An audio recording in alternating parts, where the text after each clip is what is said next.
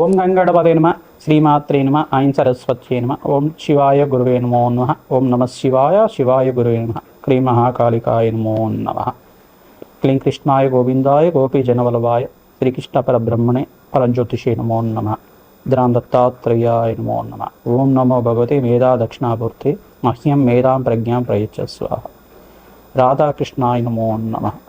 మాతృభ్యో పితృభ్యో ఋషిభ్యో గురుభ్యో నమో నమ, క్లీం మహాకాళికాయ నమో నమ. యూట్యూబ్ ప్రేక్షకులందరికీ కూడా నమస్కారం అండి. ప్రధానంగా గోచారరీత్యా గ్రహాల యొక్క స్థితిగతి, కలయిక, మాస ఫలితాలంతా కూడా చెప్పడం జరుగుతుంది. నేను పాలపర్తి గురునాథ శర్మ, జ్యోతిష సిద్ధాంతిని, వాస్తు సిద్ధాంతిని. వీక్షకులకందరికీ కూడా ఈ యొక్క మాస ఫలితాల్లో భాగంగా నవంబర్ నెల మాస ఫలితాలంతా కూడా విశ్లేషంగా చెప్పడం జరుగుతుంది. ప్రధానంగా చూసుకుంటే నవంబర్ నెల అనేది కార్తీక మాసము, అత్యంత పుణ్యప్రదాయంగా ఉంటుంది. పరమేశ్వరుడు ఆరాధన, దేవాలయాల్లో అంతా కూడా అభిషేకాలు, హోమాది కార్యక్రమాలు, అన్నదానాలు అంతా కూడా విశేషంగా జరుగుతుంది. కార్తీక మాసం అనేది ప్రధానంగా స్నానానికి ప్రాముఖ్యత ఎక్కువగా ఉంటుంది. కార్తీక మాసంలో విశేషమైన మంత్రస్నానము, ఈ యొక్క సిద్ధస్నానం అంతా కూడా ఆచరించడం వల్ల, నది స్నానం చేయడం వల్ల, సముద్ర స్నానం చేయడం వల్ల కోటి యజ్ఞాల ఫలితం కలుగుతుంది, అష్టేశ్వర ప్రాప్తి కలుగుతుంది. ప్రధానంగా కార్తీక మాసంలో అందరు కూడా భక్తులంతా కూడా ఈ యొక్క దీప అలంకరణ చేయడం కానీ చేస్తూ ఉంటారు. ప్రధానంగా దేవాలయ ప్రాంగణంలో కానీ ఈ యొక్క లక్షవత్తి విధానంగా అయినా కానీ ప్రధానంగా చూసుకుంటే ఎవరైతే కనుక దేవాలయ ప్రాంగణంలో ఈ యొక్క అఖండ దీపారాధన చేస్తూ ఉంటారు, మరియు ఇక్కడ కార్తీక మాసం ప్రారంభం అంతా కూడా జరగడం వల్ల అత్యంత శుభప్రదంగా ఉంటుంది. పరమేశ్వరుడి యొక్క నామస్మరణ వల్ల అఖండ పుణ్యప్రాప్తి కలుగుతుంది.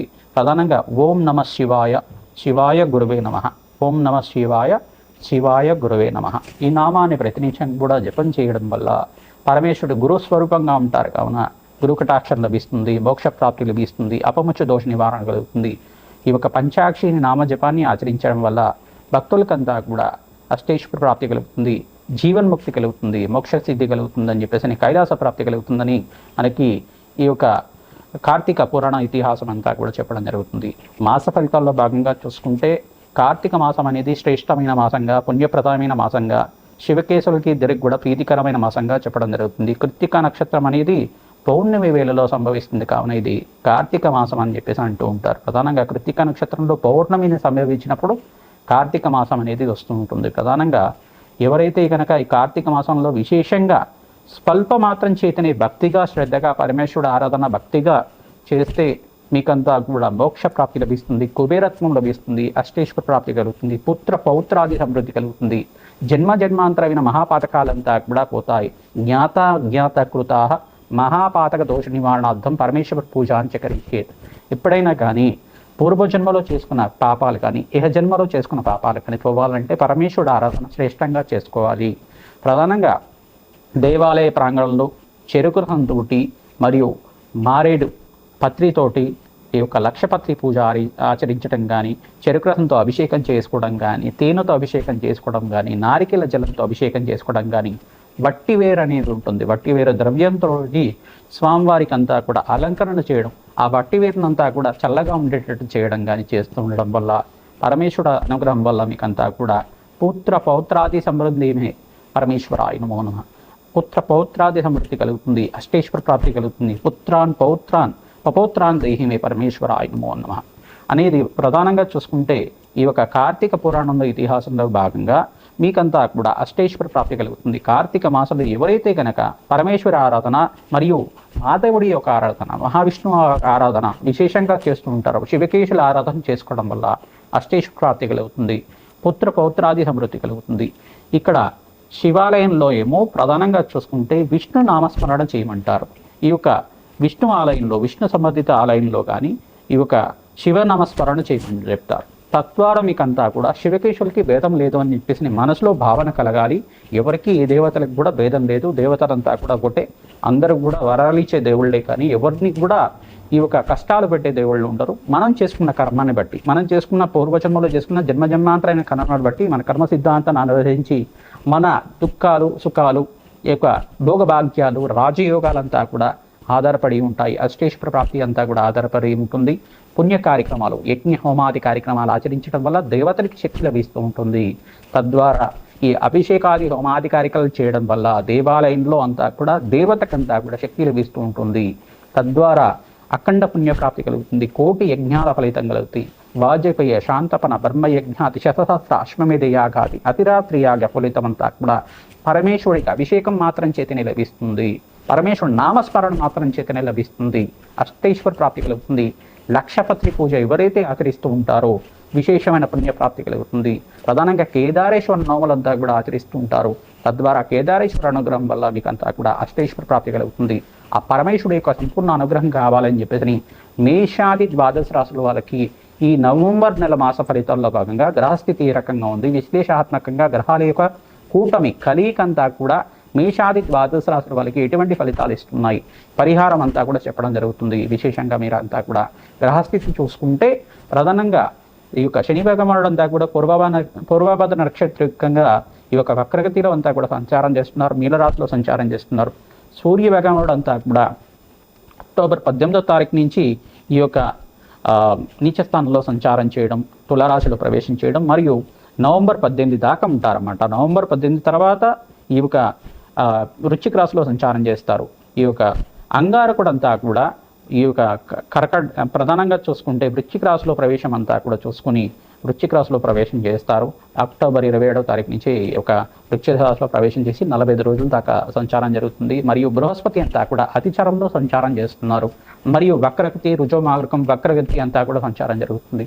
అక్టోబర్ 18, 19 తారీఖులో అంతా కూడా కర్కాటక రాశిలో ప్రవేశం చేసిన బృహస్పతి అంతా కూడా ఉచ్చ స్థానంలో అత్యంత బలంగా ఉంటారు, అత్యంత శుభుడుగా ఉంటారు. ఈ యొక్క రాజయోగ కారకుడిగా బృహస్పతి అంతా కూడా సిద్ధయోగంలో అంతా కూడా మారడం జరుగుతుంది. బృహస్పతి అంతా కూడా అతిచారంలో మార్పు అంతా కూడా 48 రోజుల దాకా డిసెంబర్ 5, 6వ తారీఖు దాకా ఈ యొక్క కర్కాటక రాశిలో ప్రవేశం చేసిన బృహస్పతి అంతా కూడా ఈ యొక్క ఉచ్చస్థానంలో సంచారం చేయడం, అతిచారంలో సంచారం చేయడం, మరో తిరోగమనం అంతా కూడా మిథున రాశిలో సంచారం చేయడం జరుగుతుంది. మరియు ఇక్కడ నీచస్థానంలో శుక్రభగవానుడు అంతా కూడా సంచారం చేస్తున్నాడు. శుక్రభగవానుడు నీచస్థానంలో సంచారం చేస్తున్న శుక్రభగవానుడు నవంబర్ 3వ తారీఖు రోజున 1, 3వ తారీఖు లోపల ఈ యొక్క రాశి మారడం జరుగుతుంది. నెల రోజులకు ఒకసారి మారుతూ ఉంటాడు శుక్ర భగవానుడు, సూర్య భగవానుడు, బుధుడు అంతా కూడా నెల రోజు మారడం జరుగుతుంది. ఇక్కడ శుక్ర భగవానుడు అంతా కూడా తన స్వచ్ఛేత్రమైన తులారాశి ప్రవేశం చేస్తారు. బుధ శుక్రుడు కలయిక జరుగుతుంది. మరియు బుధ భగవానుడు అంతా కూడా ఈ యొక్క నవంబర్ మాసాంతంలో అంతా కూడా మారడం జరుగుతుంది. ఈ యొక్క చతుర్గ్రహ కూటమి అంతా కూడా జరుగుతూ ఉంటుంది. ఇక్కడ ప్రధానంగా చూసుకుంటే కార్తీక మాసంలో పరమేశ్వరుడు ఆరాధన, శివకేశవుల ఆరాధన విశేషంగా చేసుకోవడం, మరియు ఇక్కడ నవంబర్ 20 తర్వాత మాసాంతంలో ప్రధానంగా మార్గశీర్ష మాసం అంతా కూడా గురు దత్తాత్రేయ స్వామి వారికి ప్రీతికరమైన మాసము, తేజోవంతమైన మాసం. మార్గశీర్ష మాసంలో ఎవరైతే కనుక దత్తాత్రేయ ఆరాధన చేస్తూ ఉంటారో దత్తాత్రేయాయ స్మరణ మాత్రమే సంతుష్టాయ నమః ఇటువంటి నామాన్ని జపాన్ని ఆచరించుకోవడం, దత్తాత్రేయాయ దిగంబరాయ దత్తాత్రేయాయ నమో నమః, అత్రిపుత్రాయ అనసూయసుతయే నమో నమః.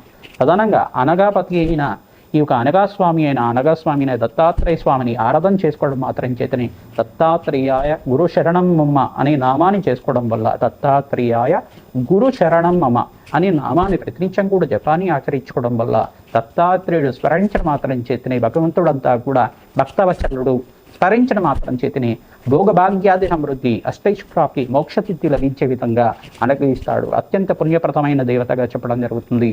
దత్తాత్రేయుడు నామస్మరణ చేయడం వల్ల కోటి యజ్ఞాల ఫలితం కలుగుతుంది. సర్వే పితృణాం శాశ్వత పరబ్రహ్మోక శ్రీనివాసిత్యత్వం దత్తాత్రేయ నామస్మరణ చేయడం చేతనే 27 తరాల దాకా పితృదేవతలంతా కూడా శాశ్వతంగా దత్తాత్రేయ లోకంలో, బ్రహ్మలోకంలో, పరబ్రహ్మలోకంలో స్థిర నివాసంగా ఉంటారు. మోక్ష సిద్ధికి లభిస్తుంది, అష్టేశ్వర ప్రాప్తి కలుగుతుంది. ఈ యొక్క విశేషాలంతా కూడా ఈ మాస ఫలితాల్లో భాగంగా చెప్పడం జరుగుతుంది. పరిహారం కూడా చెప్తాం. మీరంతా కూడా పరిహారం ఆచరించండి. మీకు జన్మజాతకమే ప్రధానమైన జాతకంగా ఉంటుంది. మీ జన్మజాతకంలో ఎటువంటి దోషాలు ఉన్నాయి, పరిహారం అంతా కూడా యజ్ఞ హోమాది కార్యక్రమాలు, పరమేశ్వరుడు అభిషేక హోమాది కార్యక్రమాలు, లక్షపత్రి పూజా విధానం అంతా కూడా మా పీఠం ద్వారా చేయడం జరుగుతుంది. ప్రధానంగా మీకు జన్మజాతకాన్ని మీరు విశ్లేషణ చేయించుకొని మీరంతా కూడా పరిష్కారం చేసుకోవడం వల్ల అష్టైశ్వర ప్రాప్తి కలుగుతుంది. ప్రతి పౌర్ణమికి అమావాస్యకంతా కూడా విశేష హోమాది కార్యక్రమాలు ఆచరిస్తూ ఉంటాం. రాజశ్యామల యజ్ఞాధికరతలు, పరమేశ్వరుడు రుద్రమంత్రాలతోటి ఈ యొక్క అఘోర పాశ్వత హోమాది కార్యక్రమాలు కానీ, ఈ యొక్క మరియు వారాహిదేవి హోమాది కార్యక్రమాలు కానీ, లక్ష్మీ కుబేర శాంతి హోమాది కార్యక్రమాలు కానీ, ప్రత్యంగరాదేవి హోమాది కార్యక్రమాలు కానీ, విశేషమైన హోమాలంతా కూడా ఆచరించి జన్మజాతకంలో ఉండే గ్రహదోషాలకు నివారణ చేయడం జరుగుతుంది. ఆర్థిక సమస్యలు కానీ, మీకు ఇక కుటుంబ సమస్యలు కానీ, వివాహ యోగం కోసమైనా కానీ ఎటువంటి ప్రశ్నలకంతా కూడా పరిష్కారం చెప్పడం జరుగుతుంది. సంప్రదించండి. తద్వారా మీరంతా కూడా అపాయింట్మెంట్ తీసుకొని జాతకం విశ్లేషణ చేసుకున్న తర్వాత ఈ పరిహారం చేయించడం వల్ల అష్టైశ్వర ప్రాప్తి కలుగుతుంది, అనంత పుణ్య ప్రాప్తి కలుగుతుంది, ఆనందమైన జీవితం జీవించడానికి ఆస్కారం ఉంటుంది. ఓం నమ శివాయ. శివాయ గురువే నమః.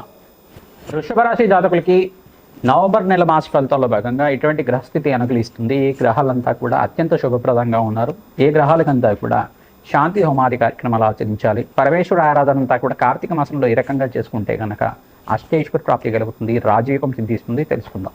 ప్రధానంగా చూసుకుంటే వృషభ రాశి జాతకులకి గోచారరీత్యా గ్రహాలన్నీ కూడా ప్రధానంగా చూసుకుంటే 4 గ్రహాలు యోగంగా ఉన్నాయి. ఈ యొక్క మీనరాశిలో అంతా కూడా శని భగవానుడు అంతా కూడా యోగంగా ఉన్నాడు.